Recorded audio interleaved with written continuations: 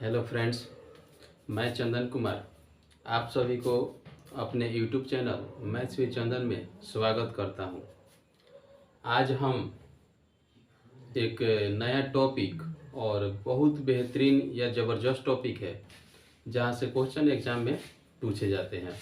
और ये टॉपिक आप लोग को स्क्रीन पे दिख रहा होगा, जो गांधी युग है। यानी गांधी जी से रिलेटेड जितने भी क्वेश्चंस बनते हैं सभी क्वेश्चन को हम एक एक करके देखेंगे और आप लोग इस वीडियो में अंत तक बने रहें। और अगर ये वीडियो आप लोग को पसंद आए तो लाइक करें, शेयर करें और सब्सक्राइब करें, ज़्यादा से ज़्यादा शेयर करें, ठीक है। तो चलिए बिना देरी का हम इस वीडियो को आरंभ करते हैं। तो स्क्रीन पे आप लोग को दिख रहा होगा पहला पॉइंट जो है यानी गांधी जी का। तो गांधी जी का जो जन्म हुआ था यानी गांधी जी का पूरा नाम, यानी आप लोग को पहला जो दिख रहा होगा गांधी जी का पूरा नाम मोहनदास करमचंद्र गांधी था। यानी गांधी जी का जो पूरा नाम था वो क्या था, मोहनदास करमचंद्र गांधी था। और जो गांधी जी का जन्म हुआ था, दूसरा पॉइंट, गांधी जी का जन्म 2 अक्टूबर 1869 ईस्वी को गुजरात के पोरबंदर नामक स्थान पर हुआ था। यानी गांधी जी का जन्म 2 अक्टूबर 1869 को कहाँ पर हुआ था, तो गुजरात के पोरबंदर नामक स्थान पर हुआ था। पहला पॉइंट, गांधी जी का पूरा नाम मोहनदास करमचंद्र गांधी। दूसरा पॉइंट बताएं कि गांधी जी का जन्म 2 अक्टूबर 1869 ईस्वी को गुजरात के पोरबंदर नामक स्थान पर हुआ था। तीसरा पॉइंट कि इनके जो पिताजी थे यानी गांधी जी के जो पिताजी थे उनका नाम करमचंद्र गांधी था। यानी क्वेश्चन पूछा जाए कि गांधी जी के पिताजी का नाम क्या था, तो करमचंद्र गांधी था। और उनकी माता का नाम पुतली बाई था। यानी गांधी जी के पिताजी का नाम तो हो जाएगा आपका करमचंद्र गांधी, अगर माता का नाम पूछा जाए तो पुतली बाई। क्लियर हुआ यहाँ तक। अगला पॉइंट देखिए, जो गांधी जी का विवाह हुआ था यानी गांधी जी का जो शादी हुआ था 1883 ईस्वी में हुआ था। गांधी जी का जो विवाह हुआ था वो कब हुआ था, तो 1883 ईस्वी में। 1883 ईस्वी में जो इनका शादी हुआ था किसके साथ हुआ था, तो कस्तूरबा गांधी के साथ हुआ था। तो क्वेश्चन पूछता है कि गांधी जी का विवाह किनके साथ हुआ था, तो 1883 में कस्तूरबा गांधी के साथ हुआ था। चलिए अब उसके बाद देखेंगे कि जो गांधी जी थे इनके 4 लड़के थे। गांधी जी के कितने लड़के थे, 4। और कभी कभी क्वेश्चन पूछ दिया जाता है कि गांधी जी के कौन लड़के नहीं थे। ऑप्शन आपको 3 को दे देगा, एगो नहीं वाला दे देगा। तो देखिए उनके जो 4 लड़के थे वो थे, पहले हरिलाल। गांधी जी के पहले लड़के कौन थे, हरिलाल। दूसरे कौन थे, रामदास। तीसरे कौन थे, मणिलाल। चौथे कौन थे, देवदास। यानी गांधी जी के 4 पुत्र, पहले हो जाएंगे आपको हरिलाल, दूसरे हो जाएंगे रामदास, तीसरे हो जाएंगे मणिलाल, चौथे हो जाएंगे देवदास। क्लियर। अगला पॉइंट देखिए, गांधी जी 1889 में, यानी उसको बोला जाए तो 1889 से 1891 तक, यानी 1889 से 1891 तक उन्होंने अपनी पढ़ाई इंग्लैंड में की। यानी गांधी जी का जो पढ़ाई हुआ था 1889 से लेकर 1891 ईस्वी तक, वो कहाँ हुआ था, तो इंग्लैंड में हुआ था। और वहाँ पे किस चीज़ का पढ़ाई कर रहे थे, तो कानून से रिलेटेड पढ़ाई कर रहे थे। अगला पॉइंट, गांधी जी थे 1892 ईस्वी में। यानी गांधी जी ने 1892 ईस्वी में एक व्यापारी थे जिनका नाम क्या था, ये क्वेश्चन बहुत पूछा जाता था कि किसके पैरवी के लिए गांधी जी दक्षिण अफ्रीका गए थे, तो उनका नाम था दादा अब्दुल्ला। यानी दादा अब्दुल्ला एक व्यापारी थे, इन्हीं के मुकदमे की पैरवी करने के लिए ये दक्षिण अफ्रीका गए थे। तो दक्षिण अफ्रीका कब गए थे, तो 1892 में। यानी क्वेश्चन पूछता है कि गांधी जी के द्वारा किसके मुकदमा के पैरवी के लिए 1892 ईस्वी में दक्षिण अफ्रीका गया गया था, तो ये हो जाएगा दादा अब्दुल्ला के मुकदमे की पैरवी कराने के लिए। अगला पॉइंट, अब देखिए गांधी जी जब दक्षिण अफ्रीका गए थे तो वहां पे बहुत सारे ये कार्य किए। पहला किए थे कि 1894 ईस्वी में, यानी गांधी जी जब दक्षिण अफ्रीका गए थे तो दक्षिण अफ्रीका जाने जाने के बाद वहाँ पे बहुत सारे कार्य किए। उसमें से मुख्यतः हम देख लेंगे कि गांधी जी 1894 ईस्वी में नटाल इंडियन कांग्रेस की स्थापना किए। यानी गांधी जी के द्वारा 1894 ईस्वी में नटाल इंडियन कांग्रेस की स्थापना किया गया। कहाँ पर किया गया? तो दक्षिण अफ्रीका में। इस पॉइंट को याद रखिएगा, क्वेश्चन पूछा जाएगा। अगला पॉइंट कि 1903 ईस्वी में गांधी जी के द्वारा दक्षिण अफ्रीका में इंडियन ओपिनियन नामक साप्ताहिक पत्र का प्रकाशन किया गया। तो क्वेश्चन पूछता है कि इंडियन ओपिनियन नामक साप्ताहिक पत्र का प्रकाशन किसके द्वारा किया गया? तो ऑप्शन में आपको दे देगा महात्मा गांधी, सुभाष चंद्र बोस, जवाहरलाल नेहरू और नॉन ऑफ दिस। तो क्या हो जाएगा? ये आपको कौन किए थे? तो गांधी जी। तो क्वेश्चन पूछेगा कि गांधी जी के द्वारा 1903 ईस्वी में इंडियन ओपिनियन नामक साप्ताहिक पत्र का प्रकाशन किया गया। कहां पर किया गया? तो दक्षिण अफ्रीका में। क्लियर? अगला पॉइंट, 1904 में गांधी जी के द्वारा दक्षिण अफ्रीका में ही फिनिक्स आश्रम की स्थापना किया गया। तो क्वेश्चन पूछा जाएगा कि फिनिक्स आश्रम की स्थापना किसके द्वारा किया गया? तो आपका जवाब होगा गांधी जी के द्वारा किया गया था। और कब किया गया था? तो 1904 ईस्वी में। क्लियर? अगला पॉइंट, 1910 में, यानी 1910 में गांधी जी के द्वारा टॉल्स्टॉय फार्म की स्थापना किया गया। क्वेश्चन पूछा जाएगा टॉल्स्टॉय फार्म की स्थापना किसके द्वारा किया गया?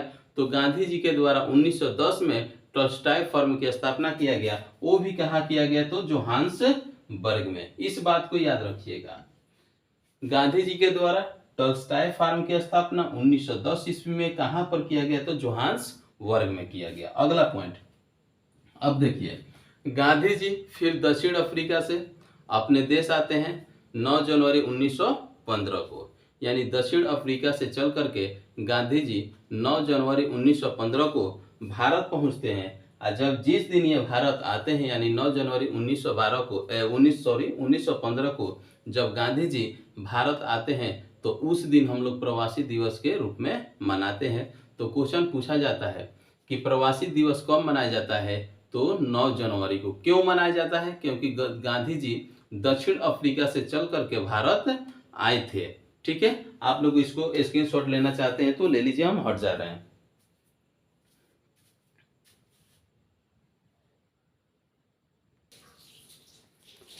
आप लोग स्क्रीनशॉट ले लिए होंगे। चलिए अगले स्लाइड को हम देखते हैं। तो देखिए, पहला पॉइंट ये है कि वे फरवरी मार्च 1915 में शांति निकेतन में रहे, जहां पर, यानी गांधी जी जब दक्षिण अफ्रीका से भारत आए थे, यानी कब? तो 9 जनवरी 1915 को। उसके बाद गांधी जी कहाँ पहुंचते हैं? तो शांति निकेतन में। कहाँ पहुंचते हैं? शांति निकेतन। तो गांधी जी 1915 में शांति निकेतन में रहे, जहां पर गांधी जी शांति निकेतन में रहे थे, वहीं पर कौन थे? रविंद्रनाथ टैगोर। और रविंद्रनाथ टैगोर ने गांधी जी को महात्मा की उपाधि प्रदान किए। तो क्वेश्चन पूछा जाएगा कि गांधी जी को महात्मा की उपाधि कौन दिए थे? तो हो जाएगा आपका जवाब क्या? रविंद्रनाथ टैगोर। यानी गांधी जी को महात्मा की उपाधि रविंद्रनाथ टैगोर के द्वारा दिया गया। और वहीं पर गांधी जी ने रविंद्रनाथ टैगोर को गुरुदेव कहकर पुकारे थे, यानी गुरुदेव कहना शुरू किए थे। तो क्वेश्चन पूछा जाएगा कि रविंद्रनाथ टैगोर को गुरुदेव किसने कहा? फर्स्ट ऑफ ऑल, यानी सबसे पहले गुरुदेव किसने कहे थे? तो ये आपका आंसर हो जाएगा रविंद्रनाथ टैगोर। लेकिन पूछा जाएगा कि गांधी जी को महात्मा की उपाधि, यानी महात्मा किसके द्वारा कहा गया? तो रविंद्रनाथ टैगोर के द्वारा। ये आप लोग पॉइंट याद रखिएगा। अगला पॉइंट कि ब्रिटिश सरकार के द्वारा 9 जनवरी 1915 को गांधी जी को केसर-ए-हिंद की उपाधि प्रदान की गई थी। तो क्वेश्चन पूछा जाएगा कि गांधी जी को केसर-ए-हिंद की उपाधि कब दिया गया ब्रिटिश सरकार के द्वारा? तो आपका जवाब होगा 9 जनवरी 1915 को। यानी 9 जनवरी 1915 को गांधी जी को केसर-ए-हिंद की उपाधि किसके द्वारा दिया गया? तो ब्रिटिश सरकार के द्वारा। यानी ब्रिटिश सरकार के द्वारा, यानी अंग्रेजों के द्वारा गांधी जी को 9 जनवरी 1915 को केसर-ए-हिंद की उपाधि दी गई। अगला पॉइंट, गांधी जी के द्वारा बहुत 3-4 बुक ऐसे हैं जो इंपॉर्टेंट है, पूछे जाते हैं। तो पहला गांधी जी द्वारा लिखित जो पुस्तक था, पहला था हिंद स्वराज, यानी क्वेश्चन पूछता है कि गांधी जी के द्वारा लिखित पुस्तक कौन सी है, तो पहला हो जाएगा हिंद स्वराज, दूसरा हो जाएगा नवजीवन। और क्वेश्चन पूछता है कि नवजीवन किस भाषा में लिखा गया है, तो नवजीवन गुजराती भाषा में लिखा गया है। अगला उनका पुस्तक हो जाएगा यंग इंडिया, तो यंग इंडिया किस भाषा में लिखा गया है, तो अंग्रेजी में। पहला याद रखिएगा हिंद स्वराज, दूसरा नवजीवन, नवजीवन किस भाषा में, तो गुजराती में। तीसरा पुस्तक याद रखिएगा यंग इंडिया, यंग इंडिया किस भाषा में है, तो अंग्रेजी में। ठीक है, ये इनके द्वारा लिखित पुस्तक है। अब देखिए गांधी जी के द्वारा अपनी एक आत्मकथा लिखा गया था, यानी गांधी जी एक आत्मकथा लिखे थे जिसका नाम था the story of my experiments with truth था। यानी गांधी जी के द्वारा एक अपनी आत्मकथा लिखी गई थी जिसका नाम था क्या, the story of my experiment with truth. ये गांधी जी का आत्मकथा है। ये क्वेश्चन पूछा जाता है कि गांधी जी की आत्मकथा क्या है। ऑप्शन में 4 ऑप्शन आपको दे देगा, उसमें से एक छांटना रहता है। तो उनका कौन सी आत्मकथा है, the story of my experiments with truth, ये गांधी जी का आत्मकथा है। अगला पॉइंट याद रखिएगा कि गांधी जी के द्वारा जब गांधी जी 1915 में भारत पहुंचते हैं तो उसके बाद गांधी जी कहाँ पहुंचते हैं, शांति निकेतन। शांति निकेतन के बाद कहाँ पहुंचते हैं, तो गुजरात में पहुंचते हैं। और गुजरात में जैसे ही पहुंचते हैं वहां पर यानी 1916 में गांधी जी क्या करते हैं, साबरमती आश्रम की स्थापना करते हैं। यानी साबरमती आश्रम की स्थापना किसके द्वारा, गांधी जी के द्वारा। कब, 1916 में। अब देखिए ये जो साबरमती आश्रम था ये किस नदी के तट पे स्थापना किया गया था, तो एक साबरमती नदी है उसी के तट पर साबरमती आश्रम का स्थापना किया गया था। कहाँ पर, तो गुजरात में। अब देखिए गांधी जी के द्वारा चलाया गया बहुत महत्वपूर्ण आंदोलन था, यानी गांधी जी बहुत सारे आंदोलन चलाए थे। उसमें अब हम देखेंगे पहला, तो गांधी जी 1916 में साबरमती आश्रम की स्थापना करते हैं। उसके बाद गांधी जी के द्वारा भारत का पहला आंदोलन चंपारण आंदोलन होता है जो बिहार से प्रारंभ होता है। ये बिहार में किसान मजदूरों के शोषण के विरुद्ध ये पहला आंदोलन चलाया गया गांधी जी के द्वारा। कहाँ से, तो बिहार में चंपारण से। ठीक है, तो ये हो जाएगा चंपारण आंदोलन आपका हो जाएगा। कब हुआ था, 1917 में। यानी गांधी जी के द्वारा भारत में चलाया गया प्रथम आंदोलन 1917 में चंपारण आंदोलन था। ये बिहार से प्रारंभ होता है, यानी चंपारण से। अब देखिए दूसरा पॉइंट कि गांधी जी जब 1917 में चंपारण आंदोलन करते हैं उसके बाद 1918 में अहमदाबाद में मिल मजदूर हड़ताल, यानी अहमदाबाद में जो मिल हड़ताल था वो किए थे 1918 में। ठीक है, तीसरा खेड़ा सत्याग्रह। खेड़ा सत्याग्रह कब किए थे, तो 1918 में। ये दोनों आंदोलन 1918 में हुआ था। अहमदाबाद मिल मजदूर हड़ताल ये भी हुआ था 1918 में, और खेड़ा आंदोलन भी हुआ था 1918 में। लेकिन पहले हुआ था आपका अहमदाबाद मिल हड़ताल हुआ था। इसको याद रखिएगा क्योंकि मैचिंग वाला दे देगा, मिलाने वाला जब क्वेश्चन दे देगा तो उसमें सीरियल वाइज पूछा जाता है कि कौन पहले हुआ था, यानी क्रमिक रूप से सजाएं। तो आपको क्रम याद रखना होगा। पहला चंपारण सत्याग्रह 1917 में, दूसरा अहमदाबाद मिल मजदूर हड़ताल 1918 में, उसके बाद तीसरा हुआ था खेड़ा सत्याग्रह 1918 में। तो ये दोनों 18 में ही है, कंफ्यूज नहीं होना है। पहला होगा अहमदाबाद, दूसरा हो जाएगा खेड़ा सत्याग्रह। ठीक है, और उसके बाद जो इनके द्वारा आंदोलन चलाया गया था असहयोग आंदोलन 1920 से 22 तक चलाया गया था। तो हम आशा करते हैं कि आप लोग को ये वीडियो समझ में आया होगा, और आप लोग इस वीडियो को लाइक करें, शेयर करें, ज़्यादा से ज़्यादा सब्सक्राइब करें, शेयर करें, अपने फ्रेंड्स के बीच ज़्यादा से ज़्यादा शेयर करें। Thank you, all of the best.